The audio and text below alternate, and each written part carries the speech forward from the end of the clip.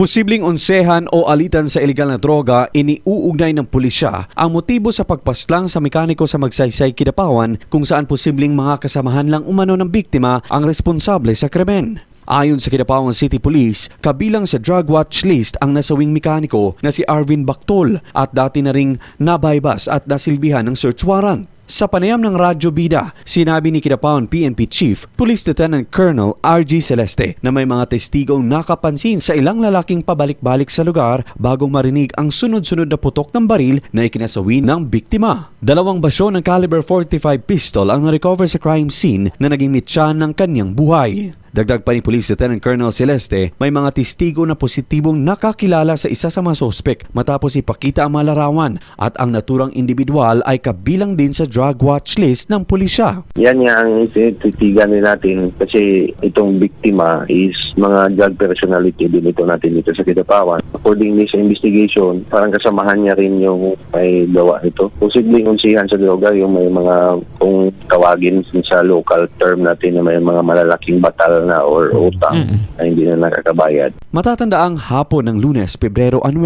dead on the spot si Arvin Bactol, 58 taong gulang, residente ng City of Fatima Barangay Junction, matapos barilin sa harap mismo ng motor shop na kanyang pinagtatrabahuan sa Navarra Road, Barangay Magsaysay, Kidapawan City. Sa ngayon patuloy ang follow-up investigation ng Kidapawan City Police upang matukoy ang iba pang sangkot at tuluyang mabigyang linaw ang tunay na motibo sa krimen.